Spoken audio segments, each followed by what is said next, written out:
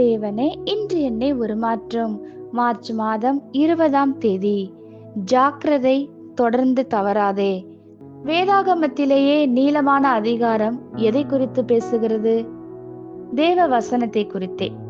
நாம் எதை அறிய வேண்டும் என்று தேவன் விரும்புகிறார் என இது தெளிவாக காட்டுகிறது. வசனத்தை போல் முக்கியமானதென்று அவருக்கு இல்லை. வழி விலகுதல் என்பது படிப்படியாக ஏற்படும் பின்மாற்றம். உண்மையான நோக்கத்தை இழந்து தவறி செல்லுதல்.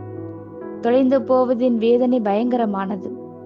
வழக்கமாக ஜனங்கள் தொலைந்து போன பின்னரே தாங்கள் தொலைந்து விட்டதை உணருகிறார்கள். ஒரு இடத்திற்கு செல்லும் போது வழியை தவற விடுவது சோர்வுக்குள்ளாக்கும் அனுபவம். ஏனென்றால் நேரம், எரிபொருள் மற்றும் ஆற்றல் எல்லாம் வீணாகிறது. வழக்கமாக சாத்தான் கொண்டு வர விரும்பும் வீழ்ச்சி திடீரென்று இருக்காது.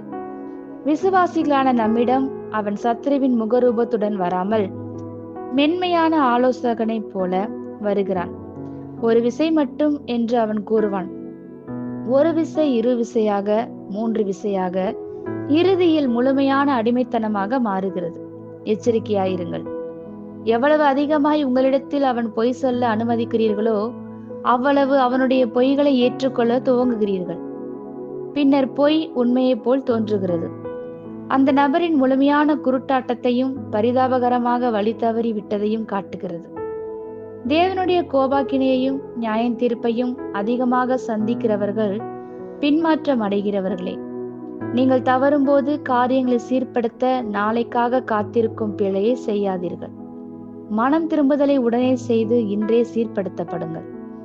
பிசாசு ஒரு விசை மட்டும் என்னும் போதெல்லாம் அதன் அர்த்தம் இன்னும் ஒரு விசை என்பதே. எப்போதும் பரிசுத்த ஆவியானவருக்கு உணர்வுள்ளவர்களாய் இருப்பதிலேயே உங்கள் பாதுகாப்பு துவங்குகிறது. அவருடைய உந்துதல்களை கவனத்தில் எடுத்துக்கொண்டு மிக சிறிய காரியங்களிலும் அதன்படி நடந்து கொள்ளுங்கள். ஆமேன். இந்த வார்த்தைகளினால் நீங்கள் ஆசீர்வதிக்கப்பட்டீர்கள் என்று நாங்கள் நம்புகிறோம்.